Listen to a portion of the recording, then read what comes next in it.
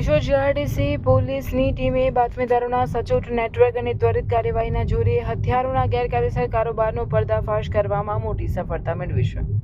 ઔદ્યોગિક વસાહતમાં ગુનાખોરી પર લગામ કસવાના અભિયાન હેઠળ પોલીસે સારંગપુર વિસ્તારમાં લઈને બેઠેલા 2 શખ્સોને રંગે હાથ દબોચી લીધા છે.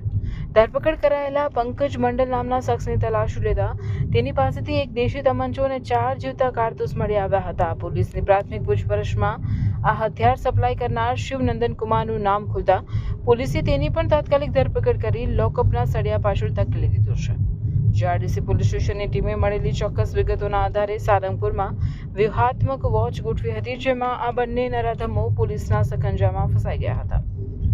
હાલમાં પોલીસે બંને આરોપીઓ વિરુદ્ધ આર્મ્સ એક્ટ હેઠળ ગુનો નોંધી લોખંડની કાર્યવાહી હાથ ધરી છે. પોલીસે હવે એ દિશામાં ઊંડાણપૂર્વક તપાસ કરી રહી છે કે આ ઘાતક હથિયારો કયા રાજ્યમાંથી લાવવામાં આવ્યા હતા અને અંકલેશ્વરમાં કોઈ મોટી ઘટનાને અંજામ આપવા માટે તો આ હથિયારોનો સોદો નહોતો થયો ને. આ કાર્યવાહીથી ગેરકાયદેસર હથિયારો રાખતા તત્વોમાં ભારે ફફડાટ વ્યાપી ગયો છે.